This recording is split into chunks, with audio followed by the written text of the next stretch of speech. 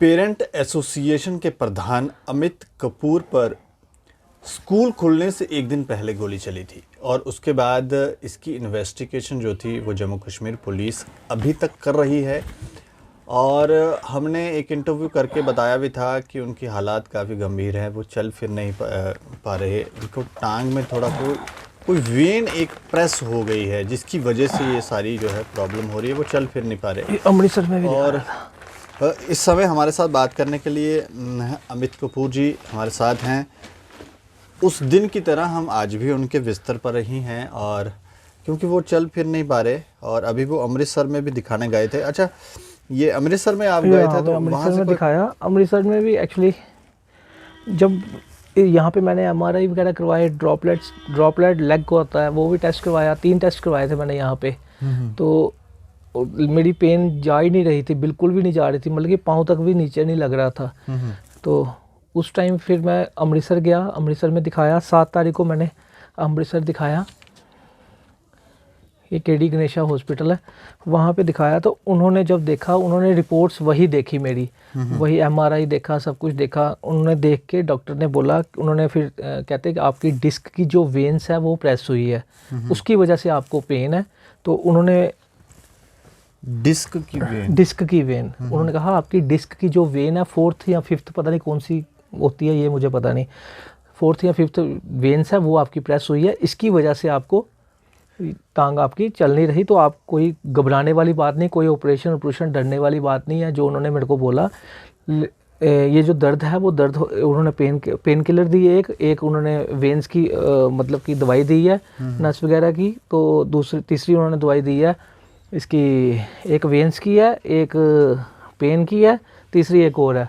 तो ये 3 दवाइयाँ दी हैं और साथ में उन्होंने बोला है कि स्ट्रिक्ट बेड रेस्ट है, तो आप 7 दिन के बाद दोबारा दिखाओ, उसके बाद हम डिसाइड करेंगे कि आगे क्या करना है। तो 7 दिन आप देखो, फिर 7 दिन रेस्ट पे हूँ अभी मैं। तो 7 तारीख को मैंने दिखाया था ये अमृतसर में। तो अब मैंने दोबारा 1-2 दिन तक जाना है दिखाने के लिए, तो फिर डिसाइड होगा वहाँ पे कि वो क्या होता है। क्या ये वेन उसी दिन जिस दिन गोलियां चली थी उस हड़बड़ाहट में प्रेस हो गई? आज तक मेरे को कभी कोई प्रॉब्लम हुई ही नहीं, डिस्क विस्क कोई प्रॉब्लम नहीं थी। ये उसी दौरान मेरे को, जब मेरा पाँव ही नहीं लग रहा था, तो इसलिए मैंने टेस्ट करवाया कि आखिर पाँव क्यों नहीं लग रहा। तो ये तो डॉक्टर ने पहले ही बोल दिया था कि आपकी कोई वेन्स प्रेस हो गई है। क्या होता है कि डैशर से, प्रेशर से उस टाइम आपकी वेन कोई प्रेस हुई है, तो आप टेस्ट करवाओ, पता चल जाएगा। तो जब एमआरआई वगैरह करवाया, ये सारे टेस्ट वगैरह करवाए थे मैंने, तो टेस्टों में फिर क्लियर हुआ था कि आपकी माइल्ड डिफ्यूज़ है जो डिस्क की वेन है, और डिस्क की जो वो है, क्या कहते हैं उसको, ये कैसी यहाँ पे? हाँ, अतुल्य में करवाए थे मैंने टेस्ट। ये टेस्ट मैंने अतुल्य में करवाए सारे। तो ये सारे मैंने टेस्ट अतुल्य में करवाए। अतुल्य में करवा के फिर मैं अमृतसर गया। अमृतसर फिर मैंने केडी गणेशा हॉस्पिटल दिखाया। केडी गणेशा हॉस्पिटल उन्होंने फिर मेरे को बोला कि रेस्ट करो और ये दवाइयाँ खाओ, फिर 1 हफ्ते के बाद आप एक बार चेकअप करवाओ, फिर मैं बताऊँगा आगे क्या करना है। यहाँ जम्मू के जो यहाँ आपने चेकअप करवाया, वहाँ नहीं आपको कंफर्म हो पाया कि क्या है? नहीं, उन्होंने ये बात तो बोल दी थी कि भाई आपकी वेन्स प्रेस हुई है। अच्छा। लेकिन क्या है कि जब वेन प्रेस हुई है तो आप समझ सकते हैं कि अगर कोई इस टाइप की प्रॉब्लम हो तो नेचुरली, अब मेरे भी कोई रिलेटिव कोई इस टाइप की कोई प्रॉब्लम होती है तो हम अमृतसर ही दिखाते थे, मेरे रिलेटिव वगैरह भी हैं। तो इसलिए मुझे थोड़ा डाउट था यहाँ पे, यहाँ का हेल्थ सिस्टम और एजुकेशन सिस्टम आप सब जानते ही हैं। बाकी ये नहीं है कि डॉक्टर साहब ने यहाँ पे देखा नहीं, या उन्होंने मुझे डाउट तो क्लियर कर दिया कि आपकी वेन प्रेस हुई है। लेकिन फिर भी मैं अपना डाउट क्लियर करने के लिए अमृतसर गया। तो अमृतसर में भी उन्होंने रिपोर्ट्स देके उन्होंने साफ साफ बोल दिया, कहते हैं आपकी जो डिस्क की वेन है वो प्रेस हुई है, डिस्क की वेन है वो प्रेस हुई है। और उसमें रिपोर्ट में भी दिया गया है कि डिस्क की वेन आपकी प्रेस है। तो वही उसी की वजह से फिर अमृतसर जाके उन्होंने बोला 7 डेज़ आप रेस्ट करो और ये दवाइयाँ खाओ, अगर दवाइयों से ठीक हो जाता फिर आप 7 डेज़ के बाद एक बार दिखाओ।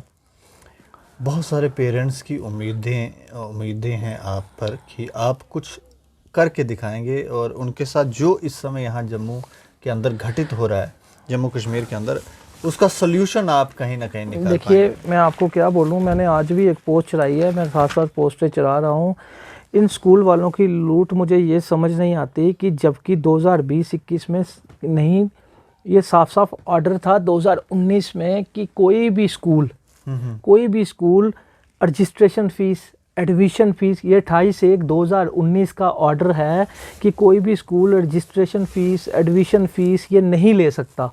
उसके बावजूद भी आप सोचोगे नहीं, मुझे कहते हुए भी थोड़ा सा वो हो रहा है कि वो चैनल वालों का ही एक स्कूल है, शायद इसी वजह से डायरेक्टर एजुकेशन जम्मू छोटे स्कूल को हाथ नहीं डालती तो बड़े स्कूल को हाथ क्या डालेगी।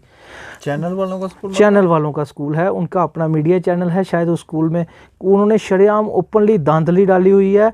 और आप सोचोगे, देखिए मैं आपको पूरा रिपोर्ट दे सकता हूँ उसकी।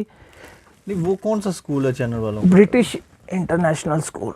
अच्छा, वो चैनल वालों का, कौन से चैनल वालों का? ब्रिटिश है कि बनियान इंटरनेशनल है, मैं बताता हूँ आपको।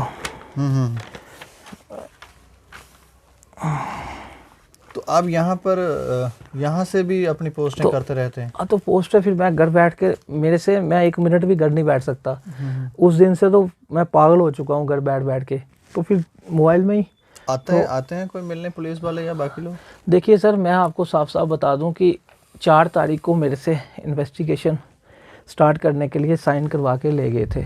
उसके बाद सीआईडी वाले आए, उन्होंने मेरा बयान शान लिया, उन्होंने मुझे पूछा, तो एसएचओ साहब की कॉल्स वगैरह आई थी। 4 तारीख तक मुझे फ़ोन शोन आते रहे। 4 तारीख के बाद जब से मेरे से साइन करवा के लिए उन्होंने, मेरे पास कोई बयान लेने नहीं आया, कोई मुझे पूछने नहीं आया। मैंने उनको रिपोर्ट्स भी भेज दी थी, ये आप देख सकते हैं, मैं आपको मैसेज भी दिखा देता हूँ। मैंने एसएचओ गंग्याल साहब, रघुवीर साहब को भी भेज दी थी। मैंने एसएचओ चौकी अफसर, ये देखिए,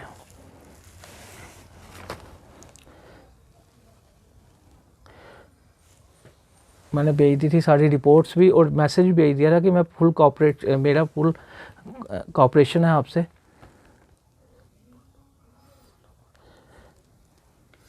ये फोटो हम देख सकते हैं? अच्छा, ये आपने मैसेज किया है?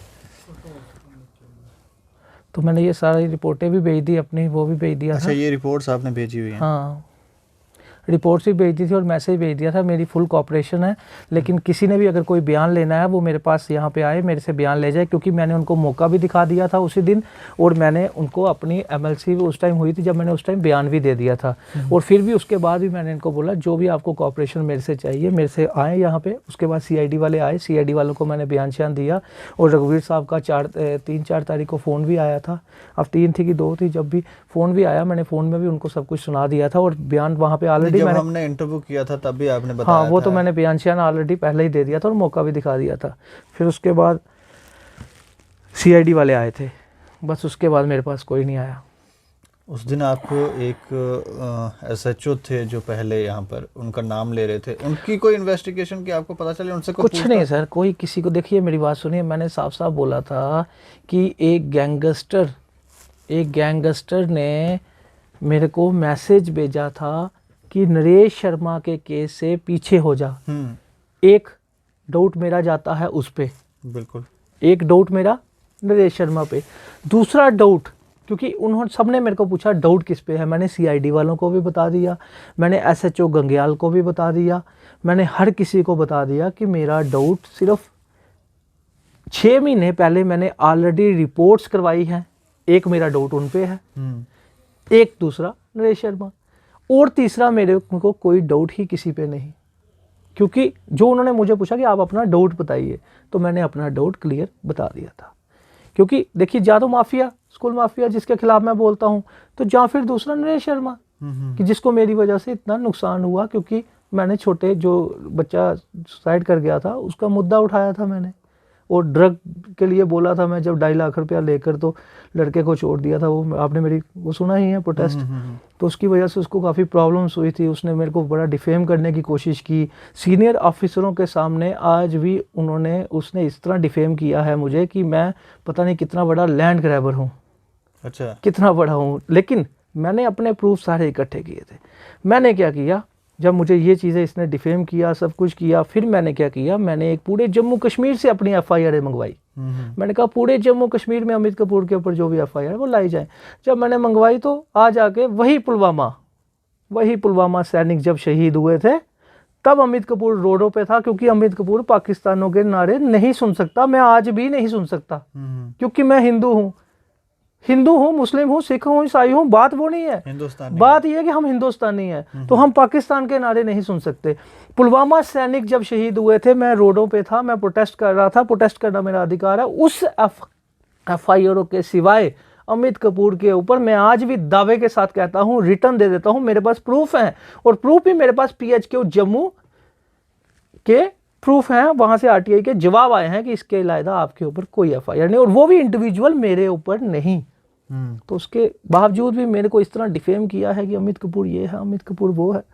तो सीनियर ऑफिसरों को खुद चाहिए कि एक इन्वेस्टिगेशन अपने तौर पे उस बंदे की निकालें, उस इंसान की निकालें जिस पे मुझे डाउट है।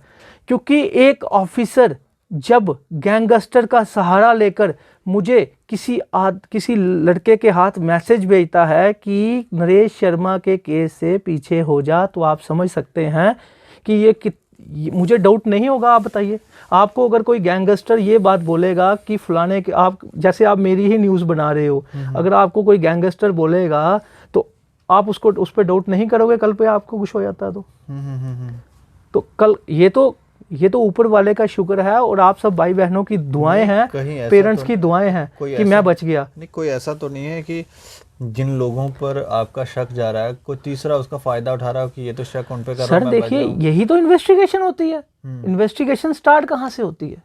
यही तो इन्वेस्टिगेशन है। और ये नहीं है कि पुलिस इन्वेस्टिगेशन कर नहीं रही, पुलिस अपना काम कर रही है। जहाँ तक मुझे पता चल रहा है कि पुलिस अपना इन्वेस्टिगेशन कर रही है। मगर अफसोस इस बात का है कि जिन जिन लोगों के मैंने नाम लिए हैं, अभी तक उस गैंगस्टर को नहीं बुलाया गया। अभी तक मतलब कि उस आदमी को भी मेरे हिसाब से नहीं बुलाया गया। अभी तक जो 6 महीने पहले मैंने FIR दी थी, जिनके खिलाफ एप्लीकेशनें दी थी, वो आज तक FIR ही नहीं लगी। चलो एप्लीकेशनें तो पड़ी है ना इनके पास, उसके मद्देनज़र रखते हुए कम से कम इन्वेस्टिगेशन अच्छी तरह होनी चाहिए। इन्वेस्टिगेशन तो कर रहे हैं, ये नहीं है कि नहीं कर रहे। अब मुझे लेटे यहाँ पे पता तो चलता नहीं। उस दिन भी हमने आपका इंटरव्यू किया था तो आपने कहा कि और मेरी जो उम्मीदें हैं आज के टाइम, वो पुलिस डिपार्टमेंट से है और किसी से तो आपने कहा था कि ये लोग मेरे साथ सौतेला व्यवहार। हाँ बिल्कुल सर, मैं सौतेला, देखिए मैं आपको बताता हूँ, मैं अमृतसर दिखाने गया। अमृतसर रास्ते में बच्चे मैं घर छोड़ के गया, मेरी वाइफ साथ थी, मेरे साथ और मेरे 1-2 रिश्तेदार थे। आप मुझे बताइए, अगर रास्ते में मेरे साथ कुछ हो जाता, अब दोबारा मैंने अमृतसर जाना है दिखाने के लिए, अगर मेरे साथ दोबारा कुछ होता है तो उसका जिम्मेवार कौन होगा? कोई पुलिस सिक्योरिटी नहीं भेजी सर? सिक्योरिटी तो बहुत दूर की बात है। मैंने आपको बोला 4 तारीख के बाद CID वाले आए, CID वालों के बाद मुझे कोई पूछने तक भी नहीं आया। तो ये मुझे समझ नहीं आ रही कि आखिर ऐसा क्या गुनाह कर दिया? क्या मैं जम्मू कश्मीर का नागरिक नहीं? क्या मैं इस देश का हिस्सा नहीं? ऐसा क्या गलत काम कर दिया? क्या सिर्फ यही गलत काम कि सच्चाई की, करप्ट लोगों को सामने लाया, करप्ट ऑफिसरों के खिलाफ बोला? और करप्ट ऑफिसर वो कौन से हैं कि जो जम्मू में बड़ी अप्रोच रखते हैं और जम्मू के काफ़ी बड़े रैंक्स में बैठे हुए हैं। ऐसी एडमिनिस्ट्रेशन के खिलाफ मैं बोलता आया, और मैं आज भी बोलता हूं कि जो करप्ट ऑफिसर होगा मैं उसके खिलाफ तो आने वाले कल में बोलूंगा। क्योंकि एजुकेशन माफिया कौन है? एजुकेशन माफिया ये वही लोग हैं जिनके अपने रिलेटिव्स, अपने स्कूल्स हैं, अपने ही। एजुकेशन माफिया वो है जो आज के टाइम भी कहीं पे भी कोई फंक्शंस होते हैं, कोई नए LG साहब आते हैं, तो वहां पे वो माफियाज को बुलाया जाता है। कौन से माफियाज? जो स्कूल्स माफियाज, इन लोगों को वहां बुलाया जाता है। किस लिए? क्योंकि अब LG साहब को थोड़ी पता है कि कौन आया कौन नहीं, बुलाएगा कौन? वही एडमिनिस्ट्रेशन। ये कैसे पता चले कि माफिया किसे कहें हम, कौन माफिया है? सर सिंपल सी बात है, मैं आपको बता देता हूं। बड़े जितने भी स्कूल हैं 10-12, ठीक है, आप इनके रिकॉर्ड्स चेक कर लीजिए। यहां तक कि यहां ऐसे हैं 10-10 साल जेल काट के आए हैं, वो आज ऐसे व्हाइट कॉलर बने हुए हैं। यहाँ पे जम्मू के डॉनों के स्कूल हैं। अच्छा, अब मैं मुंह से नाम बोलता, ये तो पुलिस को भी पता है, हर किसी को पता है कि स्कूल्स बड़े बड़े जो हैं वो किनके हैं, बड़े बड़े माफियाओं के। मैं सोचता था कि डायरेक्टर एजुकेशन आखिर इन पे एक्शन क्यों नहीं लेती, आखिर इन पे क्यों नहीं कार्रवाई होती। अरे भाई कैसे ले? वो भी मैं आज कहता हूं वो भी नहीं ले सकती। वो उसका डर भी सही था। आज जो मेरे साथ हुआ वो किसी के ऑफिसर के साथ हो जाता। इसी वजह से उन स्कूलों पे कोई भी हाथ नहीं डालता।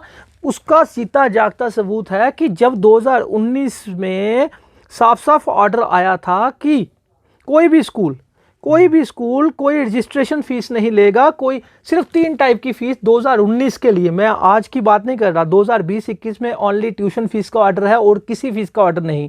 लेकिन 2019 में जो फीस का ऑर्डर था वो सिर्फ ऑर्डर था tuition, annual and transport fees, वो भी ट्रांसपोर्ट जो यूज़ करेगा। ये 2019 की बात कर रहा हूँ।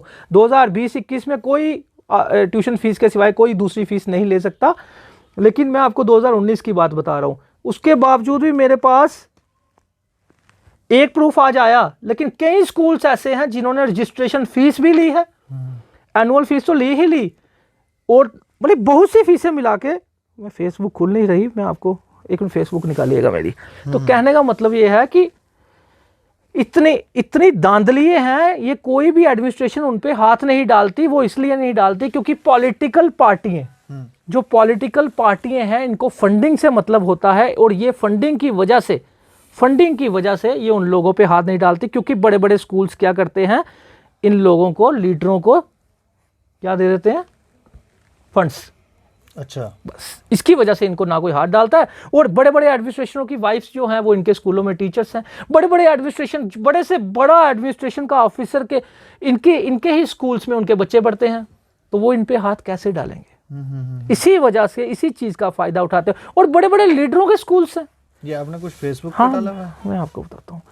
ये आप देखिए, आप मुझे बताइए, ये डेट पढ़िए पहले, 25/1/2020। अब आप बताइए, ये देखिए, आप ये देखिए, इसमें कौन सी फीस ली गई है, जबकि ऐसा कोई ऑर्डर ही नहीं, ये इतनी फीसें ले ही नहीं सकते। इसमें साफ साफ लिखा गया है रजिस्ट्रेशन फीस ली गई है। रजिस्ट्रेशन मैं आपको बोल के बता देता हूं, रजिस्ट्रेशन फीस ली गई है, prospects, admission form fees 5500, registration fees 9000, फिर आ गई आपकी एडमिशन फीस 15000, जबकि ये तीनों फीसें उस टाइम थी ही नहीं, ये ली हुई है। इन पे कोई ये तो एक बच्चे की रिसिप्ट उसने बेचारे ने पता नहीं कैसे मेरे को भेज दी। तो आप सोचिए कि हजारों लाखों बच्चे हैं जो माँ बाप बेचारे सामने आने से डरते हैं, उन लोगों से कितनी लूट की होगी, आप सोच भी नहीं सकते। तो वहीं पे फिर एनुअल चार्जेस अलग से लिया है, ट्यूशन फीस अलग से ली है, 4000 रुपया एक बच्चे की ट्यूशन फीस है फर्स्ट क्लास के। तो आप सोच सकते हैं कि फर्स्ट क्लास के बच्चे की 4000 ट्यूशन फीस, एनुअल फीस अलग से, एडमिशन। ये कौन सा स्कूल है? ये है ब्रिटिश इंटरनेशनल स्कूल।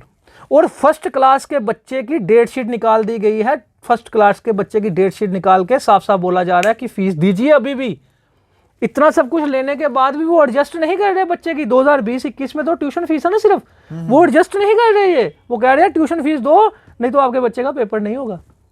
अच्छा, तो आप बताइए कि माँ बाप कहाँ जाएंगे, कहाँ जाएंगे माँ बाप? तो इसी वजह से इन लोगों ने जो भी मेरे साथ किया, जिन भी लोगों ने मेरे साथ किया, एक ही आवाज़ थी, वो भी दबाने का प्रयास कर। देखो आवाज़ तो दबेगी नहीं, मैं आपको पहले बता देता हूँ, कोई इसका हल तो एक दिन निकलेगा। क्योंकि ये अवाम जो जनता है ना, ये एक दिन जागेगी। वो तब जागेगी, एक्चुअली ये हमारे जम्मू की खासकर लगाइए या कश्मीर की लगा लीजिए, यहाँ पे लोग तब जागते हैं जब बिल्कुल ही कहते हैं ना कि भाई जब अपनी जान पे बन आए, फिर ये लोग जागते हैं। पानी सर से ऊपर चला जाए तो एक दिन ये लोग जागेंगे। इनको समझ आएगा कि एजुकेशन का हाल जो इस टाइम हुआ है, वो आने वाले कल में जब हर एक माँ बाप के लिए मुश्किल हो जाएगा एजुकेशन देना बच्चे को, इतनी महंगी एजुकेशन हो जाएगी, उस टाइम ये लोग, उस टाइम ये समझेंगे, उस टाइम जाके कुछ इसका हल होगा। लेकिन आवाज़ तो उठती ही रहेगी, आवाज़ बंद होने वाली है नहीं है। बाकी मेरी उम्मीदें जो आज के टाइम है वो पुलिस से हैं, क्योंकि जितनी जल्दी ये मुजरिम पकड़े जाएंगे उतनी जल्दी मैं फ्री होकर, मेरे दिल को भी चैन मिलेगा, मेरे दिमाग में भी शांति मिलेगी। क्योंकि आज के टाइम मेरे को मैं बताता हूँ, मेरे को यहाँ तक बोला गया है कि साइकेट्री को भी दिखाओ। हाँ, जब हम पहली बार मिले तो थे आप सोच सकते हैं कि हाँ, तो आप देखिए बीपी वगैरह भी बढ़ जाता था आपका, अभी बढ़ रहा है? तो आज भी बढ़ रहा है मेरा। ये देखिए साइकेट्री कंसल्टेंट, मतलब कि यहाँ तक भी बोला गया है कि मेरे को, मतलब कि यहाँ इतने मेरे को दहशत पड़ चुकी है इन लोगों की। ये नहीं है कि मैं डर गया हूँ, लेकिन फिर भी जब अपनी फैमिली देखो तो उस टाइम थोड़ी सी दहशत इस टाइप की हो जाती है, इस तरह पता थोड़ा सा ध्यान चला जाता है कि आखिर जो आज के टाइम मेरे साथ व्यवहार हो रहा है, आज के टाइम मेरे साथ मतलब कि मेरे को तो ऐसे ही छोड़ दिया हुआ है ना। कहने का मतलब है मेरे को तो ऐसे ही छोड़ दिया ना कि जाए जो मर्जी हो इसके साथ, तो आखिर क्यों? अभी कम से कम मेरी जो उम्मीदें आज के टाइम में कर सकता हूं, मैं किस पे करूं बताइए? पॉलिटिकल पार्टियों पे तो कर नहीं सकता। सिक्योरिटी के लिए अप्लाई कर देते आप खुद ही। चलो वो तो मैंने 1.5 साल पहले भी किया था, मेरी सारी वेरिफिकेशनें भी हो गई, सीआईडी वाले आए, सारी वेरिफिकेशनें हुई, सब कुछ हुआ, पुलिस वेरिफिकेशन हुई, सीआईडी वेरिफिकेशन हुई, उसके बाद भी कुछ नहीं हुआ। फिर भी अभी भी मेरे रिलेटिव्स, मेरे दोस्त, मेरे सभी भाई बहन, हालांकि मीडिया वाले भी आए थे, उस दिन रविंदर जी भी आए थे, आप भी आए, आपने भी ये कहा, तो मैं ये चीज़ भी कर दूंगा। मैंने ये एप्लीकेशन भी लिखवा के रखी है, वो भी मैं पोस्ट कर दूंगा कोशिश में। लेकिन देना नहीं देना तो उनका काम है ना, कम से कम मेरी फैमिली तो सेफ हो। बिल्कुल बिल्कुल। आखिर अगर मैं समाज के लिए कुछ करूंगा, कम से कम मेरी फैमिली तो पीछे से सेफ होनी चाहिए ना, मेरे बच्चे तो सेफ होने चाहिए ना। तो बाकी मैं पेरेंट्स से यही निवेदन करना चाहता हूँ कि थोड़ा सा जागिए। जब तक देखो मेरा काम था अवेयर करना, मैं आज भी करूँगा, मैं कल भी करूँगा, मैं परसों भी करूँगा। मैं इस हालात में भी अपनी पोस्ट डालना नहीं भूल रहा, पोस्टें डाल रहा हूँ मैं, लेकिन थोड़ा सा इनिशिएटिव आप लोगों को भी लेना चाहिए। वो इनिशिएटिव क्या है कि जब आपके साथ गलत हो रहा है, जब आपके साथ फालतू की चीज़ें आपसे ली जा रही है, आपके साथ ब्लैकमेलिंग स्कूल कर रहा है, आपके साथ गलत कर रहा है, तो आप लोग भी आवाज़ उठाना सीखिए। यही कहना चाहता हूँ मैं। शुक्रिया सर हमसे बातचीत करने के लिए। Thank you Deepak ji. तो ये कुछ किस तरह से इस समय अमित कपूर जी किस दौर से गुज़र रहे हैं, ये दिखाना आप लोगों को ज़रूरी था। और उस दिन भी हमने ये देखा था कि पुलिस प्रोटेक्शन इनको नहीं मिल रही है, और हमने इंटरव्यू किया था, हमें लगा था कि शायद पुलिस प्रोटेक्शन इनको देगी, लेकिन आज एक बार पुनः हमने आकर देखा तो यहाँ ऐसा कुछ नहीं है। तो ना जाने क्यों, लेकिन फिर भी हमने कहा कि आप एप्लीकेशन प्रोसीड कीजिए। मे भी हो सकता है कि कोई पुलिस वालों की कुछ मजबूरी हो इसलिए नहीं दे पा रहे हों, तो अगर ये फॉरवर्ड करेंगे तो शायद हो सकता है तब पुलिस वाले प्रोटेक्शन जो है इनको दे।